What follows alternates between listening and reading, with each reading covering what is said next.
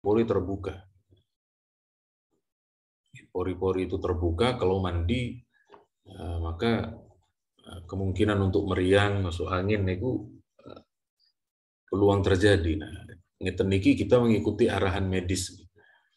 Kemudian wa min ghuslil mayyit, dan juga Nabi setelah memandikan orang mati, Nabi kerso siram, Nabi mandi besar.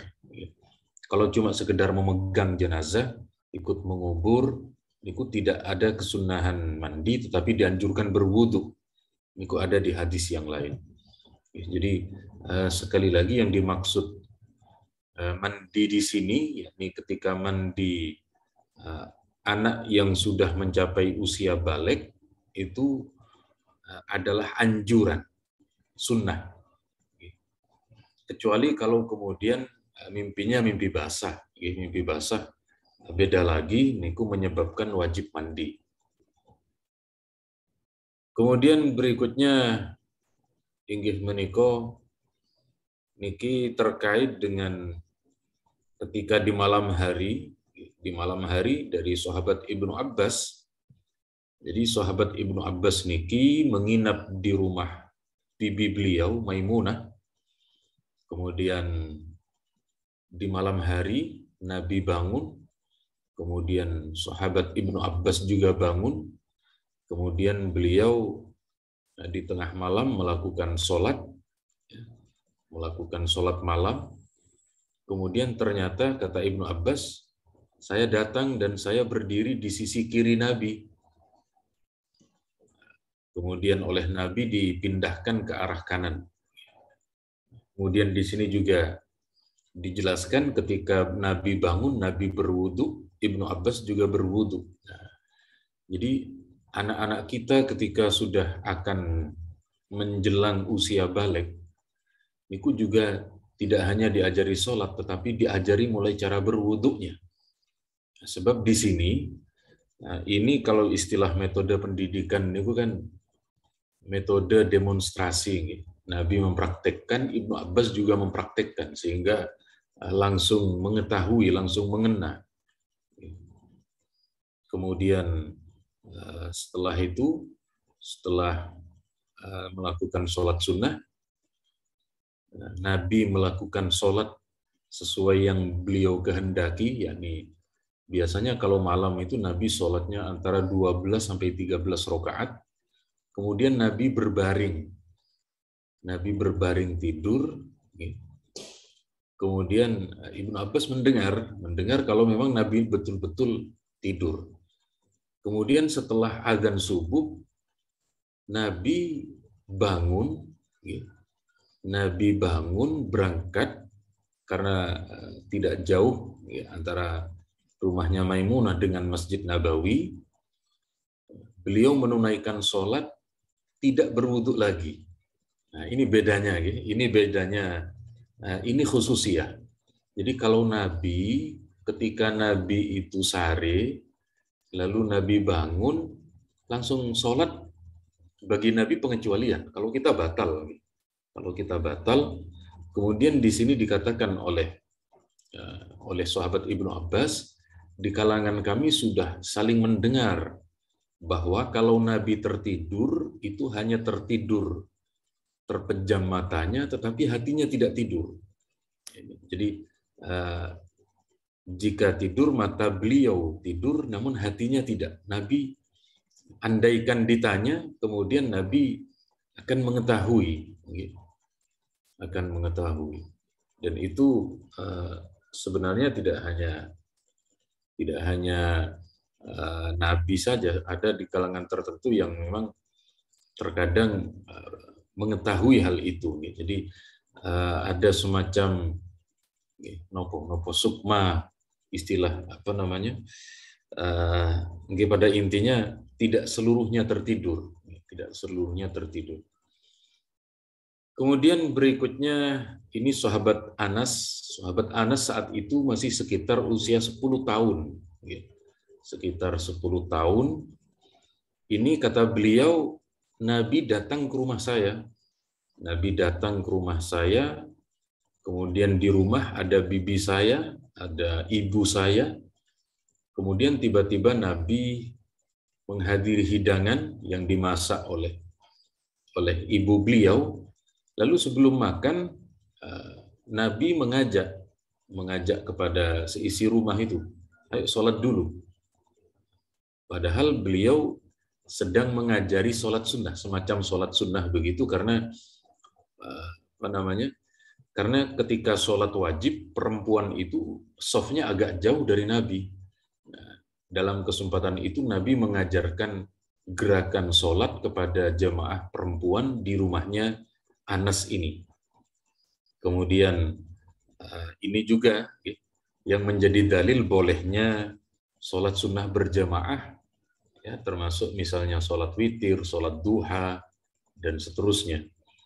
Jadi karena saat itu kata sahabat Anas ada tikar, tetapi tikarnya agak banyak debunya, sehingga kemudian oleh sahabat Anas diperciki air, biar tidak beleduk kata orang Jawa.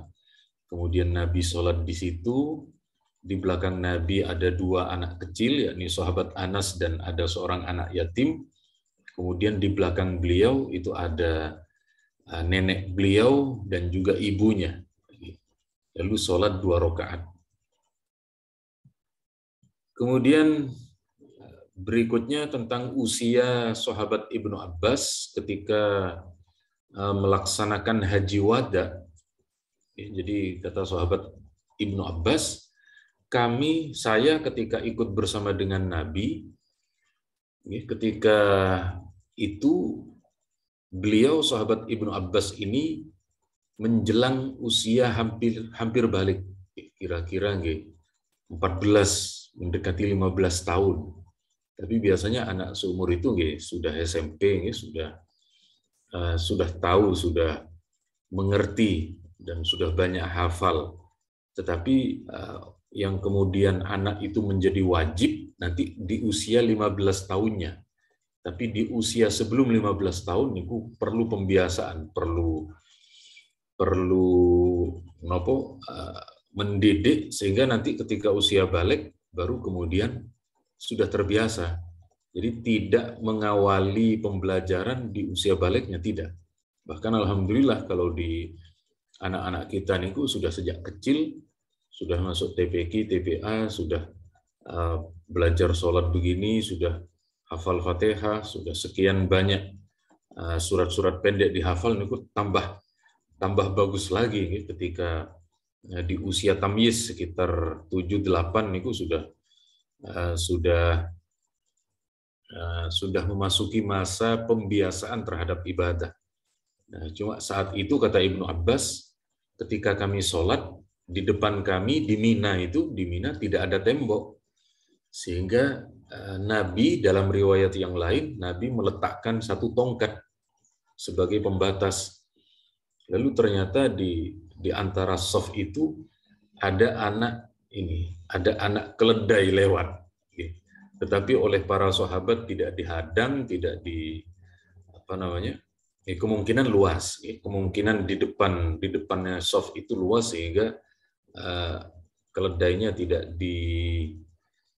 dihardik, tidak dikeluarkan.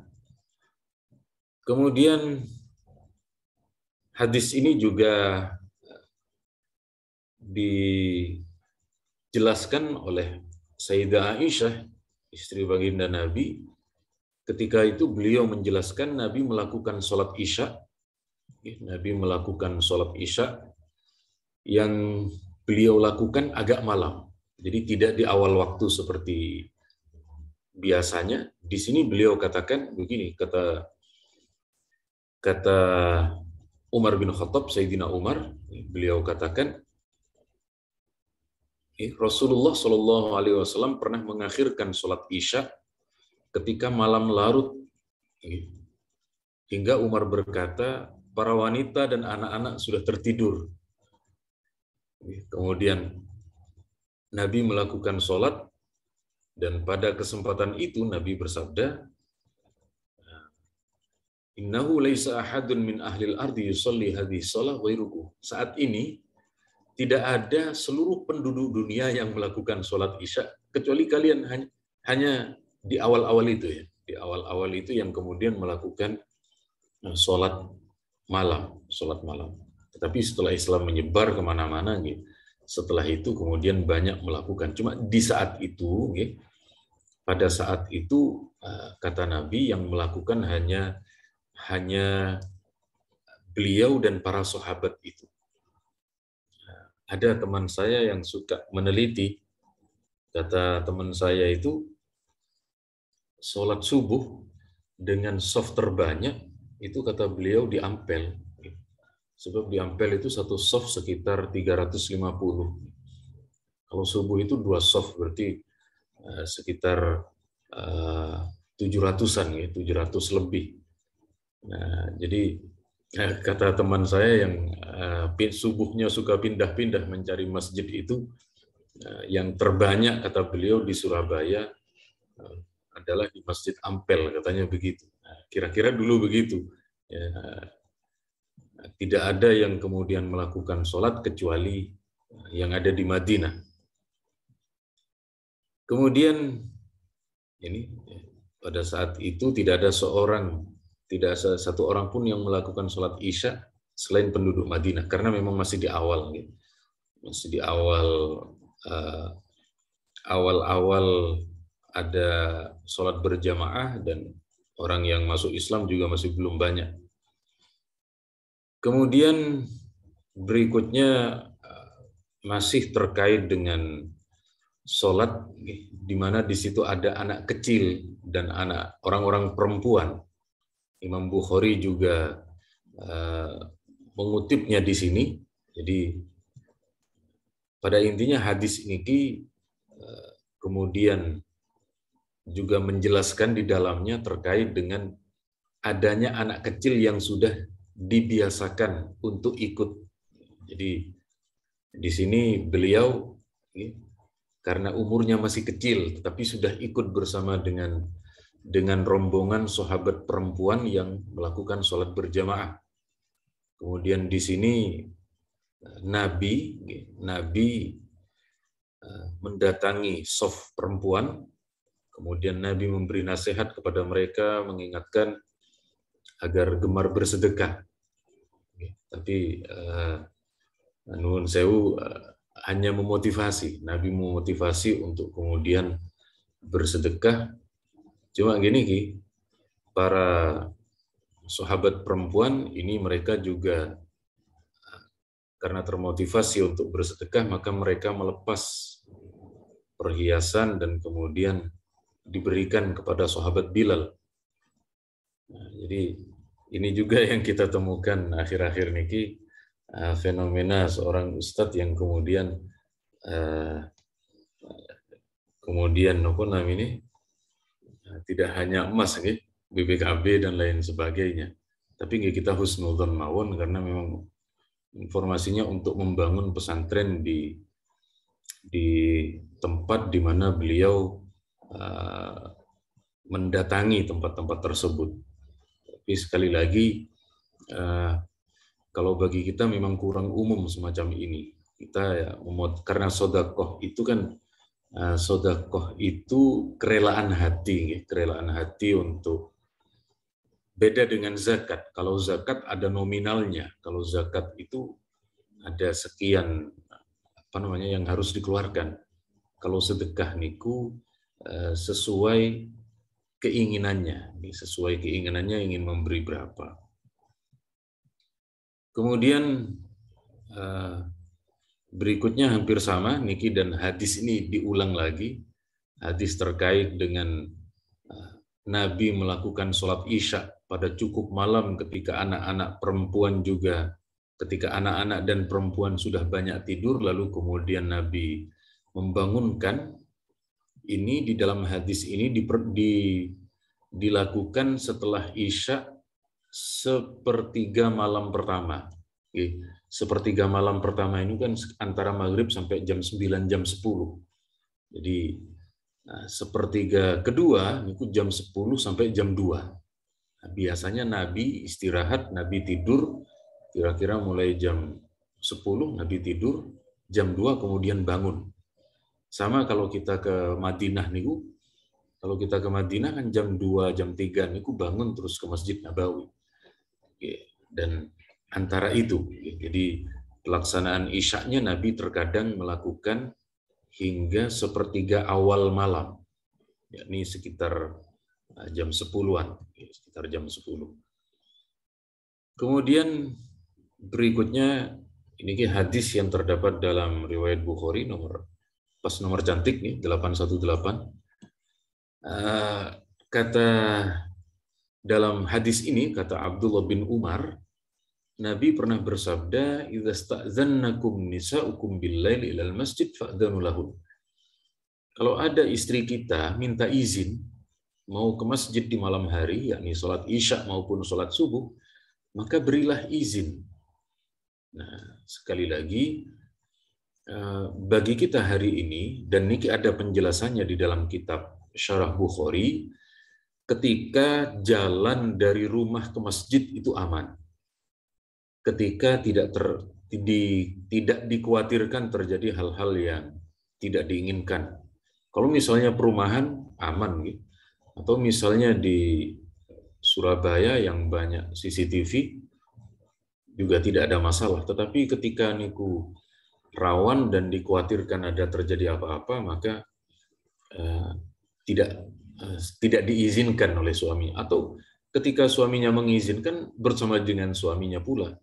Seperti di Masjid Manarul ini kan sudah banyak yang kemudian sholat berjamaah ke masjid niku istri didampingi dengan suaminya, kemudian juga sareng-sareng ngoten niku, dan sekali lagi niki menunjukkan bahwa Nabi mengizinkan ketika memang aman, ketika memang tidak dikhawatirkan ada hal-hal yang tidak diinginkan.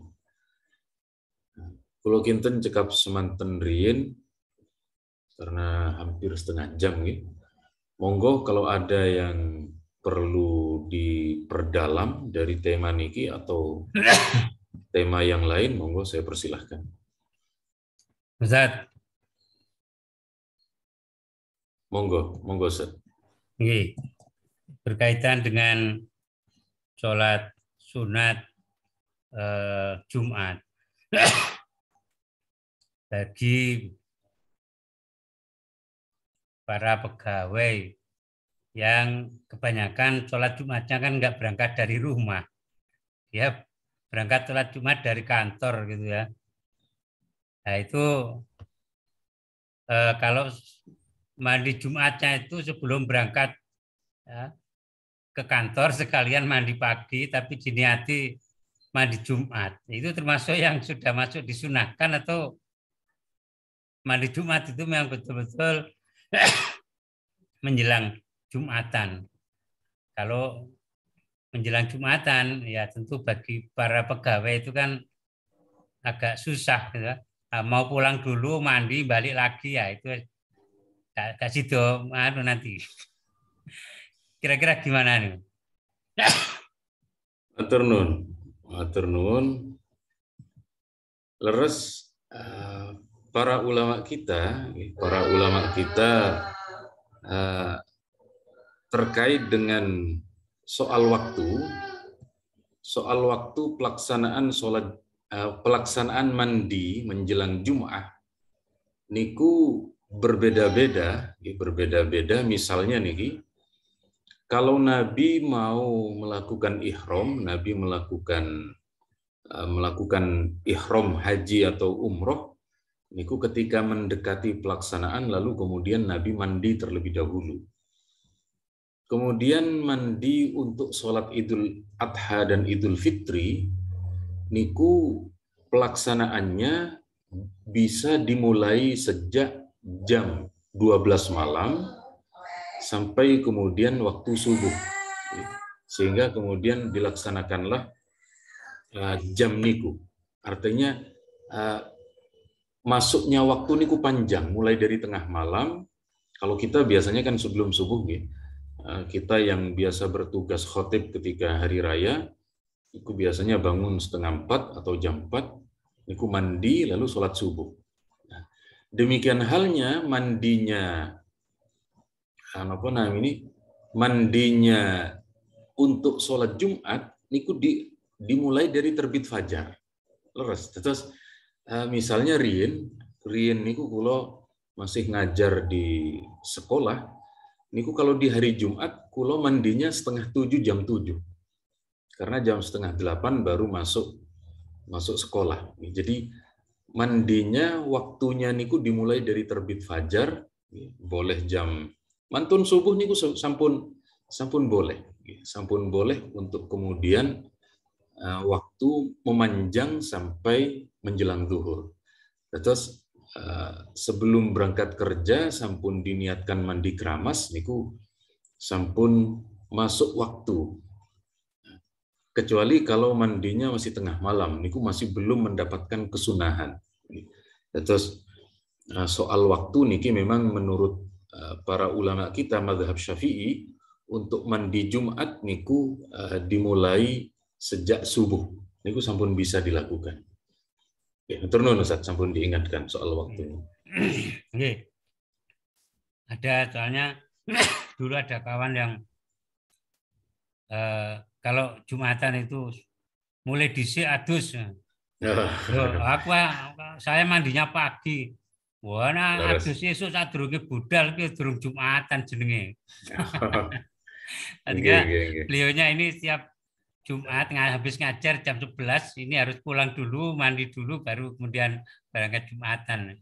Nah, ini yang pegawai yang lain kan ya, yang rumahnya agak jauh kan susah kalau menjelang Jumatan baru mandi. Kalau mau mandi di kantor antri.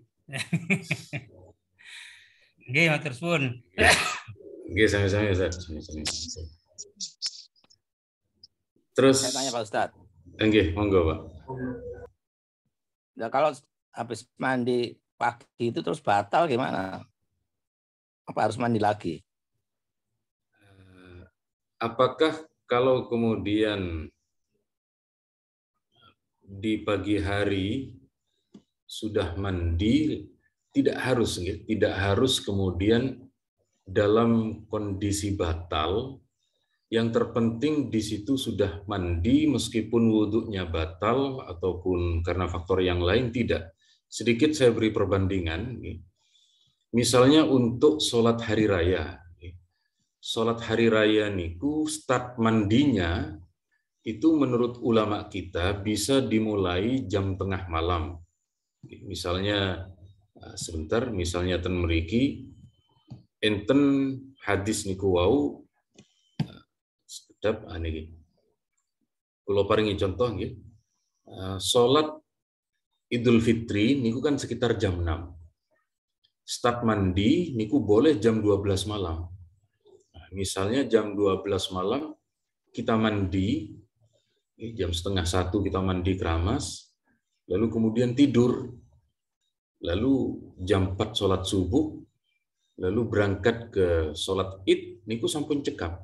Jadi meskipun batal wudhunya karena tidur, atau mungkin juga karena hadas yang lain, niki sekali lagi tidak sampai kemudian membatalkan wudhunya sholat. Artinya dalam satu waktu, mulai dari tengah malam sampai sebelum id, niku sudah gugur kesunahan melakukan mandinya niki.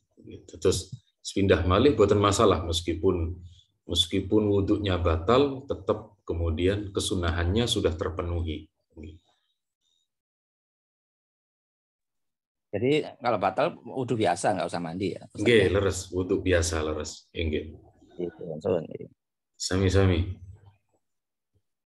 Kemudian keranten niki napa namanya sedikit kula paringi penjelasan tambahan. Terus wonten dalam satu hadis yang diriwayatkan oleh Imam Al-Baihaqi dalam kitab Syu'abul Iman, niku ada keterangan hadis makaten ayat jizu ahadukum, mampukah kalian ketika di hari Jumat kemudian sebentar niki sekaligus motivasi mawon yang kemudian sering dijadikan candaan niki hadis riwayat Imam Al-Baihaqi, nama kitabnya Syu'abul Iman. Dan hadis niki dijelaskan, tidak mampukah kalian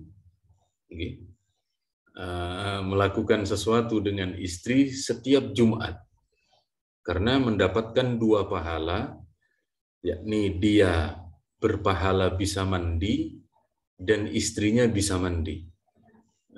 Tapi kalau yang seperti yang beredar nih, itu kalau di malam Jumat seperti pahala memerangi orang Yahudi, itu tidak ada dalilnya yang semacam itu. Jadi hanya hanya di sini ada 2 pahala, yakni pahala suami mandi besar di hari Jumat dan istri mandi di hari Jumat pula. Jadi hanya bersifat anjuran supaya di hari Jumat suami istri niku sama-sama bisa mandi. Tapi niki ngapunten kalau masih ada yang belum menikah, tapi nggih supaya cepat dapat jodoh ngoten mawon. Namanya ngiras-ngirus itu.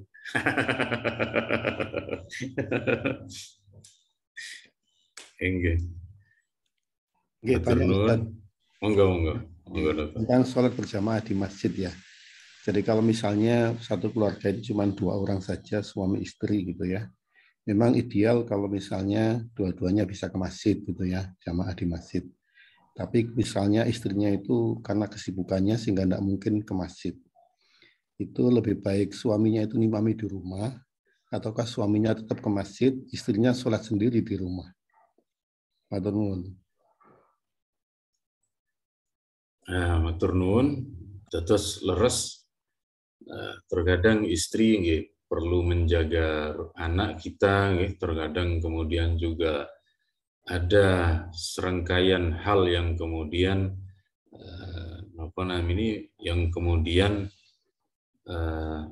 perlu dan menjadi uzur, apalagi perempuan menikah memang diberi lebih ringan untuk kemudian tidak berjamaah ke masjid.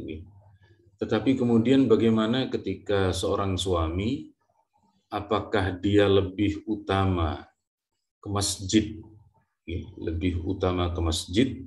ataukah dia lebih utama berjamaah di rumah dengan istri? Kalau kemudian dari sisi niki keutamaannya ada masing-masing memiliki keutamaan. Ketika berjamaah di masjid, niku memiliki sisi keutamaan melakukan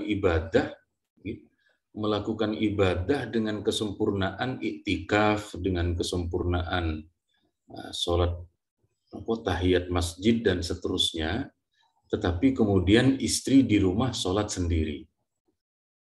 Ketika kemudian suami sholat di rumah, sama-sama istri mendapatkan pahala berupa 27 pahala itu, tetapi minusnya di situ tidak mendapat pahala iktikaf, tidak mendapat pahala tahiyat masjid dan seterusnya.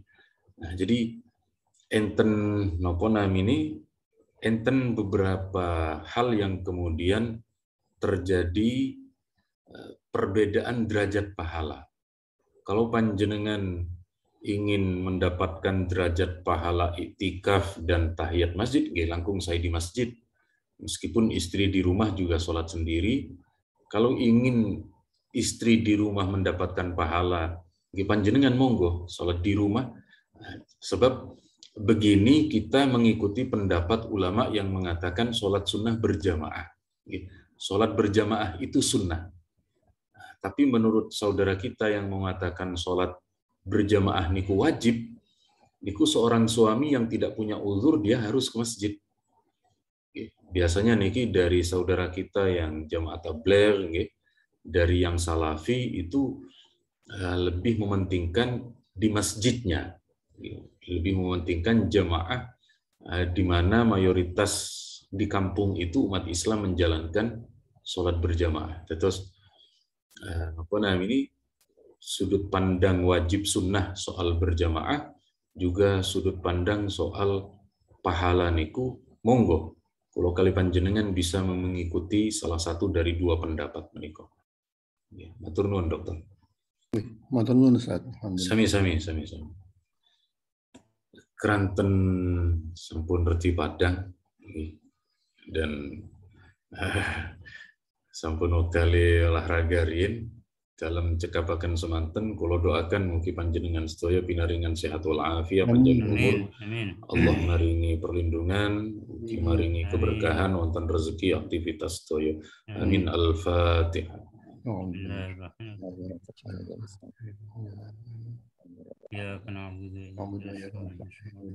Saking kula cekap semanten nyunaken pangapunten. Wassalamualaikum warahmatullahi wabarakatuh. Waalaikumsalam warahmatullahi wabarakatuh. Sami Ustaz Dokter. Terima kasih kami sampaikan kepada Yai Ma'ruf atas kerjanya. Terima kasih juga kepada seluruh jemaah Masjid Nurul Ikhlas yang telah hadir. Saya selaku moderator pamit undur diri. Kurang lebihnya mohon maaf. Assalamualaikum warahmatullahi wabarakatuh. Waalaikumsalam warahmatullahi wabarakatuh. Terima kasih Mas Akbar. Saya izin end ya. Ya wis. Nggih. Matur nuwun.